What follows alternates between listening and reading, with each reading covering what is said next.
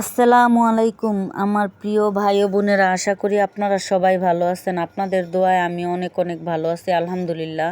তো এই তো চলে আসলাম আমার সবজি বাগানটায়, এখন কিছু সবজি পারবো। তো এই তো কিছু মিষ্টি লাউয়ের শাক পেরে নিয়েছি, কিছু সিম পেরে নিয়েছি, আর কিছু ধুন্দুল পেরে নিয়েছি। আর আমার যা এখন পেঁপে গাছটা কেটে নিবে। তো যে পেঁপে গাছটা জ্বরে পড়েছিল সেই পেঁপে গাছটা কাটবে, আর আমি হচ্ছে ওই দিকটা দিয়ে পরিষ্কার করে নিব। তো এই তো আমার যা পেঁপে গাছটা কেটে নিচ্ছে, আর আমি ওই দিকটা দিয়ে পরিষ্কার করে নিচ্ছি। আর আজকে এই জায়গাটায় কিছু মাটি ফালাবো। তো হচ্ছে এই তো তারপরের দিন সকাল সকাল চলে আসলাম আমার সবজি বাগানে। আজকে আমার সবজি বাগানটা মেরামত করব। কালকে মাটি ফালানোর পর আর কোনো কিছুই করতে পারিনি। তো দেখুন আমার সিম গাছে কত ফুল ধরে আছে, মাশাল্লাহ অনেক ফুল ধরে আছে, অনেক সিম ধরে আছে। তো কালকে কিছু ধুন্দুল আমার চোখে পড়ে নাই, আজকে দেখি কিছু ধুন্দুল খাওয়ার উপযোগী হয়ে আছে। তো এই ধুন্দুলগুলো আমি উঠিয়ে নিব। তো এই তো নিলাম একটা ধুন্দুল উঠিয়ে।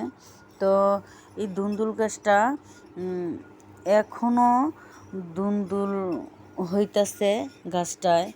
আমি তো ভেবেছিলাম যে গাছটা মনে হয় বাজবে না। তো এই গাছটা বলেছিলাম আপনাদেরকে যে একটা লত থেকে আমার ধুন্দুল গাছটা মূলত মারা গেছে, কিন্তু একটা লত পানিতে ছিঁড়ে পড়েছিল, ওই জায়গাটা থেকেই এই শিকড় জ্বালিয়ে এখনও ধুন্দুল ধরতেছে।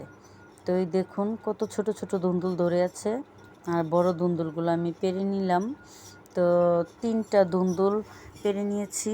এখন আমি সবজি বাগানের ভিতরে চলে যাব।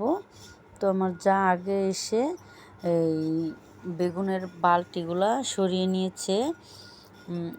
আর দেখুন এই তো বেগুন গাছগুলা, আর বেগুন গাছে ফুলও এসে পড়েছে। তো যেই গাছগুলোতে ফুল এসেছে এই গাছগুলো আমি সরাবো না, এই যে এই গাছগুলা এই জায়গায় রেখে দিব। তো এই তো দেখুন বাগানটাতে মাটি ফালাইছে। তো এখন আমি বাগানটা দেখি কিভাবে কি করা যায়। আর আমার ধুন্দুল গাছটা হয়েছে এই তো এই পাশে, এখন আমি আপনাদেরকে দেখাবো।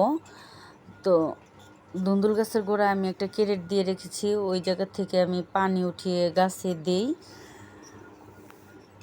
তো এখন আমি ক্যারেটটা সরিয়ে দেখাবো যে কিভাবে শিকড় জ্বালিয়ে এখন আমাকে গাছটা ধুন্দুল দিয়ে যাচ্ছে।